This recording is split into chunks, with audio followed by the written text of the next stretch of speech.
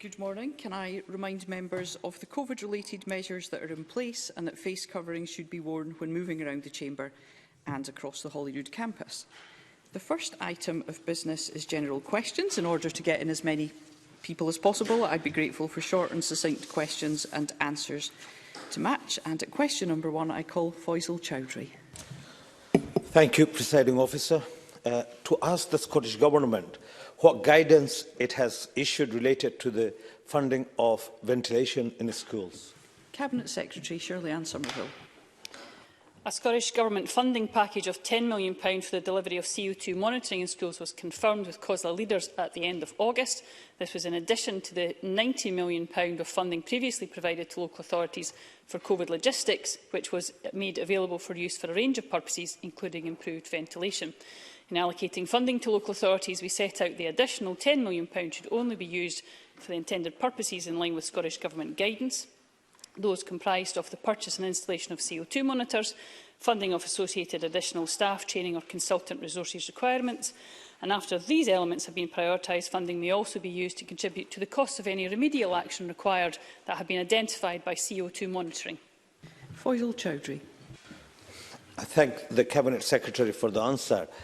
Can I ask the Cabinet Secretary, will the Government publish the criteria for each inspection which informed whether a classroom had adequate ventilation? Cabinet Secretary. Well, the guidance is quite clear on this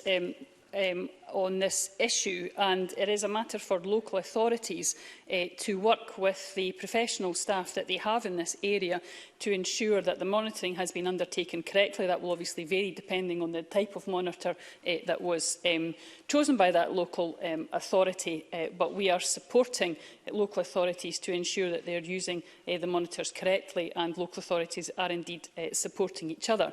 The matters which will then happen following the monitoring is, of course, again for the local authority to undertake any remedial action that's required, but again that will depend on what the monitoring actually showed up. It very much is on a case-by-case basis, but certainly the material from the Scottish Government on the allocation of funding and on our guidance, I'm happy to make available to Faisal Chowdhury in writing if he has not already seen it. Thank you. Question number 2, Willie Rennie. To ask the Scottish Government whether it will bring forward the date of 2024 for requiring zero direct emissions heating within new builds. Minister Patrick Harvey. Thank you. The Scottish Government does recognise the crucial need to take rapid action to reduce emissions associated with heating our homes and buildings. We recently reaffirmed our commitment to introduce regulations for zero direct emissions heating within new builds from 2024 within our heat and building strategy, and that is faster than the UK is moving. It's faster than some expected. And also our current review of building regulations for 2022 also includes provisions which will support those planned changes coming in 2024. Willie Rennie. Does the Minister share the concern of local SNP councillors in North East Fife who were recently powerless to prevent gas boilers being installed in 30 new affordable homes in the village of Springfield? They will be powerless to act for another 3 years if the SNP government refuses to change the rules. Why is the government waiting until 2024 when there is a climate emergency now? Minister. Well, as I said, we're cracking on with this work as rapidly as we can, and I'm glad that Willie Rennie is enthusiastic to push us further. It may be that if we were to say we would complete this by tea time, some people would still be outraged that we weren't completing it by lunch. I hope that's not what's happening here, because what's necessary to achieve this work is not simply passing a regulation. It's working with the supply chain, working with the skills involved so that we can go from a few thousand installations a year to hundreds of thousands of installations a year by the end of this session, and also working with our electricity networks to cope with the increased demand on electricity networks that this will achieve. Our heat and building strategy has been well received, been well recognised as more ambitious than the UK's, both on zero-emission heating and on energy efficiency, and we need to do both as fast as possible. Liam Kerr. Thank you, Presiding Officer. Earlier this week, the Prime Minister said that new homes and buildings will be required to install EV charging points from 2022. Does the Scottish Government have similar ambitions? Minister. Well, I'm sure if Mr Johnson wants to respond to our consultation on the reform of the building regulations, he would be very welcome to do so, and we'll give his suggestion all due attention. Question number 3, Mark Ruskell. Thank you. To ask the Scottish Government whether it will provide an update on its progress with implementing the recommendations of the Grasmore Management Review Group. Minister Mary McCallum. Thanks, Presiding Officer. Implementing the Grouse-Moore Review recommendations remains a priority for the Government. As our 2021-22 programme for Government set out, we'll bring forward legislation in this parliamentary term. And since publishing our report, ministers, officials and Nature Scot have met with stakeholders in developing proposals for a licensing scheme. Nature Scot have established a task group to progress recommendations, including on licensing and muir burn, and that group met on the 23rd of November. And we have commissioned a report on the impact of medicated grit, which was published by SEPA in November 2020. We have been engaging with the bodies involved in monitoring and regulating its use, and will continue to do so. Mark Ruskell. Can I thank the Minister for that answer? It's clear that the work has now started at long last on this important work. But can I also ask about the related issue of extending the powers of the SSPCA to enable them to actually tackle wildlife crime that we're seeing in many areas of Scotland?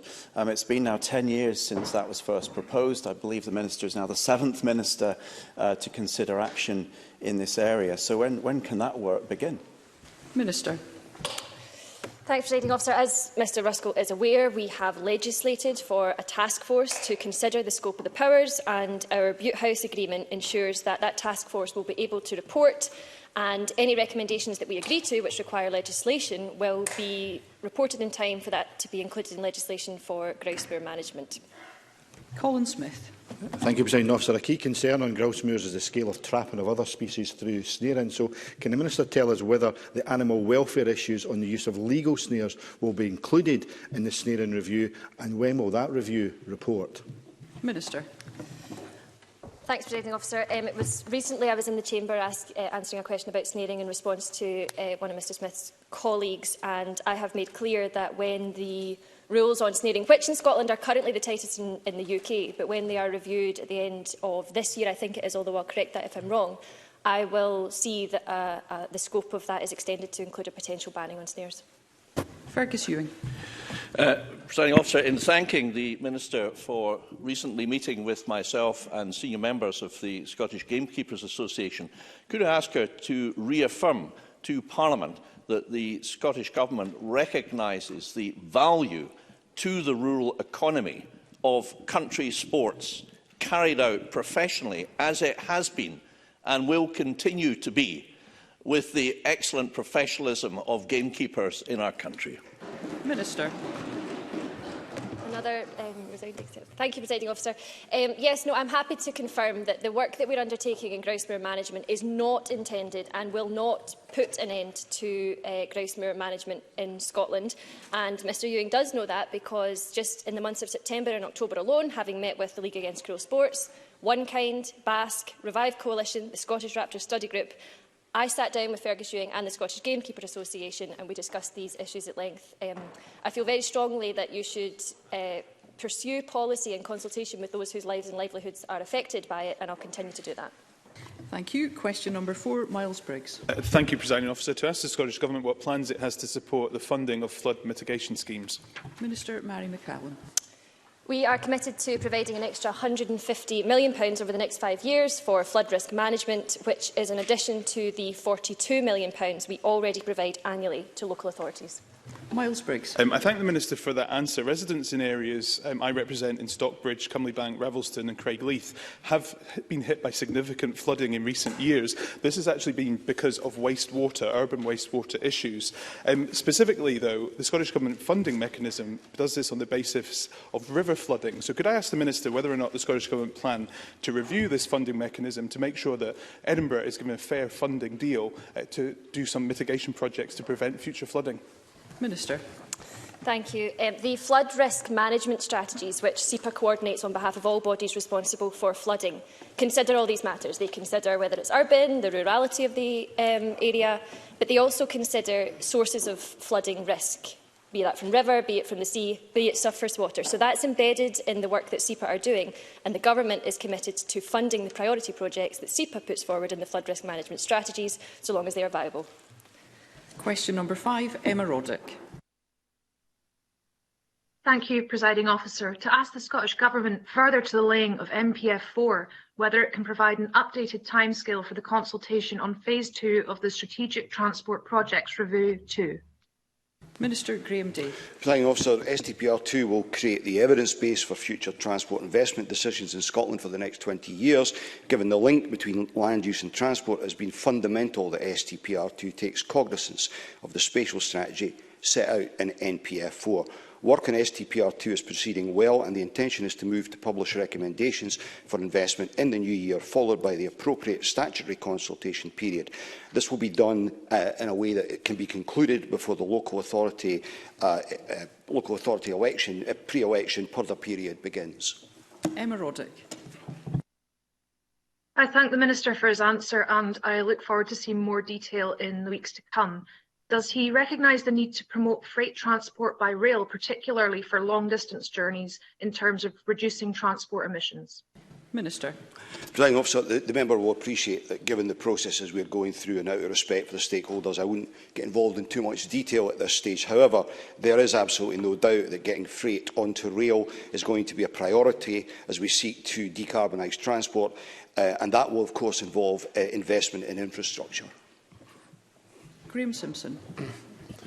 Thank you. In Phase 1 of STPR2, the Government pledged to carry out an audit of all lorry parks and rest areas near to trunk roads in Scotland. Can the Minister say what progress is being made on that and if there's going to be any investment for improvements? Presiding Officer, I'll write to the member with details on the first part of that question. What I will say to him that we are in detailed discussions with the freight sector just now about a variety of subjects, and that includes the location of lorry parks and the appropriate charging infrastructure that might be needed for these. Ariane Burgess.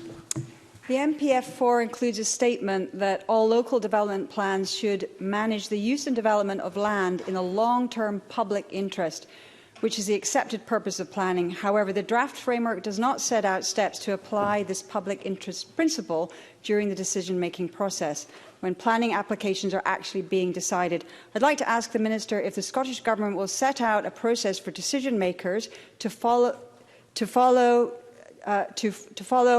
deny planning permission if they deem that a development would be unacceptable on the grounds of public interest. Minister. Presiding Officer, in the context of STPR2, there's a very clear set of criteria deployed, and those are the criteria we use. Thank you. Question number 6, Fulton McGregor. Thank you, Presiding Officer. To ask the Scottish Government whether it will provide further details of its plans to entitle all children whose school start is deferred to access funded early learning and childcare in their deferred year. Minister Claire Hawley. Positive progress is being made to deliver the commitment to offer funded early learning and childcare for all children whose school entry is deferred. The legislation will take effect from August 2023 as per the timetable approved by Parliament on the 3rd of February 2021. A pilot programme is already underway in 5 local authorities. To support local authorities in preparing for full implementation, we are investing £8.9 million to enable 5 additional local authorities to join the pilot from August 2022. The Scottish Government is commissioning an evaluation of the pilot approach, and this research will support local authorities with full implementation by evaluating approaches to policy implementation and parents' perceptions of the process, and we anticipate that full evaluation findings will be published in spring 2023. Fulton McGregor. I thank the Minister for that response. Is she able to provide any further information on how the pilots are progressing? And also, could she outline how the Government intends to communicate the change in order to ensure that all families are aware of their rights around deferral, both in the pilot areas and moving forward? Minister. The pilot is progressing well, with all participating authorities supporting families with their new entitlement. The new pilot sites were announced recently, and local authorities are leading communication at the local level. Our Parent Club website has been updated to give parents and carers clear information about their rights around referral, both for those in pilot areas and those in other authorities. We ask local authority to consider parental communications when applying for the Year 2 pilot places, and it's a key priority for our deferral working group, which meets on the 30th of November. We will be using this as an opportunity to share practice and to support local authorities with their local communication plans, and this will also allow us to gather useful practice to share more widely ahead of the full rollout in 2023. Question number 7, Jackie Dunbar. Thank you, Presiding Officer. To ask the Scottish Government what progress has been made towards the R100 commitment to superfast broadband for all. Cabinet Secretary Kate Forbes. The R100 commitment is being delivered through our R100 contracts, the R100 Scottish Broadband Voucher Scheme and ongoing commercial coverage. Despite telecoms legislation being reserved to the UK Parliament, which is something that I think is often forgotten, the Scottish Government is investing £579 million in the R100 contracts, the UK Government contribution being just £33.5 million, and work is well underway across all the contracts. Jackie Dunbar. I thank the Cabinet Secretary for her response. I have been contacted by a number of constituents within the Aberdeen-Donside area who are not expected to be connected to the superfast network prior to the 31st of December 2021 deadline. My constituents have been advised that they may be connected in 2022. However, they have received no guarantee when this may happen. Over the past year, we have seen how important a superfast connection is. So I would appreciate it if you could provide assurances that the Scottish Government will engage with residents in affected areas who have yet to be connected to ensure they are aware of a timescale for this work to be completed.